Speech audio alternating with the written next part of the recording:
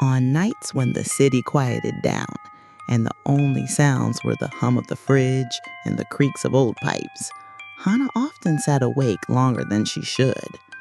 Sleep had become a fragile thing since she brought her newborn daughter, Abby, home.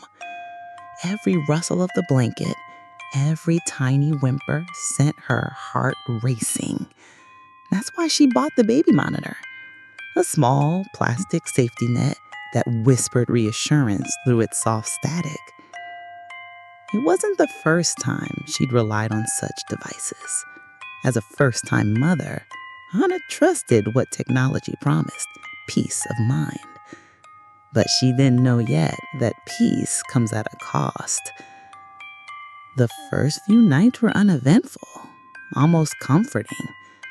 The soft hiss of static filled her bedroom, a lullaby in its own strange way. But then came the other sound, a faint voice, low, deliberate, threading itself through the monitor's white noise.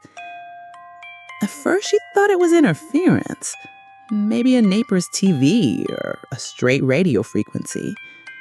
But when the voice began humming and her baby started humming back, Hannah realized the monitor wasn't only picking up sound, it was picking up something that wanted to be heard. Hannah had always been a light sleeper, but now every sound felt amplified. Abby was only 4 months old, and though she was a small, fragile thing, her cries carried like thunder through the apartment. The baby monitor sat on Hannah's nightstand, its green light pulsing gently like a heartbeat. That night began like any other. Hannah tucked Abby into her crib, kissed her forehead, and whispered, "Mama's right here, okay?" She placed the monitor beside the crib and retreated to her own room. The static whispered through the speaker, a reminder that her baby was only a room away. She left the TV off, too exhausted to even pretend to watch. Her eyes drifted shut. Then came the sound. Not crying, not movement, but humming, soft and rhythmic, like a lullaby someone might sing while rocking a child. Hannah jolted upright. The sound grew clearer as she leaned closer to the monitor. It was a woman's voice, warm, tender, but wrong. Her first thought was interference. Old apartments like this often had tangled wiring. Maybe she was picking up a neighbor's signal. She rushed to Abby's room. The baby was quiet, her eyes open, staring at the ceiling, and her tiny lips, they were moving. Hannah froze. Abby was humming, matching the exact tune. "No, no, no!" Hannah whispered, scooping her daughter into her arms. The humming stopped instantly, replaced by Abby's babble. Back in her bedroom, Hannah unplugged the monitor, just to be safe. She tried to convince herself it was a fluke, static patterns forming something that sounded like a voice. Babies mimic, right? That's what they do. But as the days passed, the voice returned.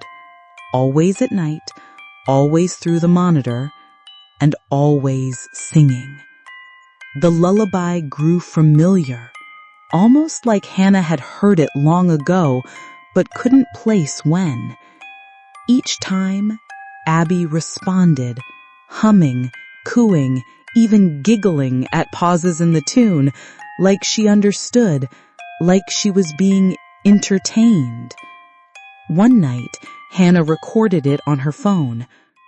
The playback was worse. Without the haze of sleep, the voice was too sharp, too distinct. "Sleep, little one. I'll take care of you." Hannah dropped her phone, her heart pounding. Someone was talking to her baby. She stopped using the monitor after that. Or at least, she tried to. because one evening, while she rocked Abby to sleep in her arms, she heard it again, but this time, the monitor wasn't even plugged in.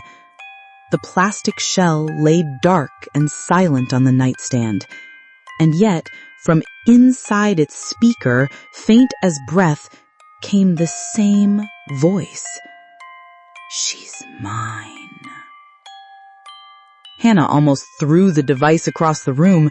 Instead, she grabbed Abby and clutched her close. "No, she isn't," Hannah hissed, more to herself than to the unseen presence. That night, she didn't sleep. The weeks blurred. Hannah became paranoid, strung out from exhaustion. She tried to convince herself it was stress, postpartum hallucinations, anything that made sense. She asked her mother if she remembered that lullaby, humming it clumsily. Her mother just frowned and shook her head. But Abby seemed to know it by heart. She hummed it when Hannah changed her, when she lay in her crib, even when she played with her toys. And whenever she hummed, the apartment grew oppressively quiet, like it was listening. One morning, Hannah caught herself humming it too. She stopped instantly, biting her lip until she tasted blood. She needed help. A friend suggested throwing the monitor away. Burn it, bury it, anything. Hannah agreed. She stuffed it in a garbage bag, carried it outside, and dropped it in the dumpster. She walked away without looking back. That night, when she entered her room, the monitor was on the nightstand. Its green light pulsed steadily. Hannah's knees buckled. She staggered back, clutching the doorframe. Abby cooed in her crib, staring at the device like it was familiar, like it was hers. The voice crackled through again, calm, almost mocking. "You can't keep her from me." Hannah screamed and unplugged it. This time, she didn't throw it away. She locked it in a drawer, shoved the drawer into her closet, and pushed a dresser against the door. But the voice didn't need plastic anymore. That night, Hannah woke to humming inside her bedroom. The air was cold, the curtains swayed though the windows were shut. She dared not move, her eyes fixed at the crib across the room. A figure leaned over it. Tall, indistinct, more shadow than flesh. Its head tilted down, whispering, crooning the same lullaby. Abby wasn't crying. She was humming back. Hannah leapt out of bed, flicked on the lamp, and the figure vanished. The room was empty. Only Abby remained, smiling up at her mother. For a moment, Hannah thought she saw another set of lips moving just above her daughter's, smiling wider. Days turned into weeks, and Hannah became a ghost of herself. She barely ate. She never slept. She called priests, psychics, even electricians to inspect the wiring. No one could explain it. One night, desperate, Hannah held Abby and begged the empty room, "Please, please leave us alone." The monitor crackled from the closet. "But she called me first." Hannah froze. The implication crawled down her spine. Had Abby invited it? Was that why she never cried, why she seemed so calm? Babies didn't know boundaries, didn't know what not to answer. Maybe she'd accepted the lullaby before Hannah even noticed. And now it was too late. The final night came without warning. Hannah woke to silence. The monitor sat on the nightstand, though she hadn't touched it in days. Its green light blinked steadily. She turned to the crib. It was empty. her breath caught in her throat. Abby, the monitor crackled.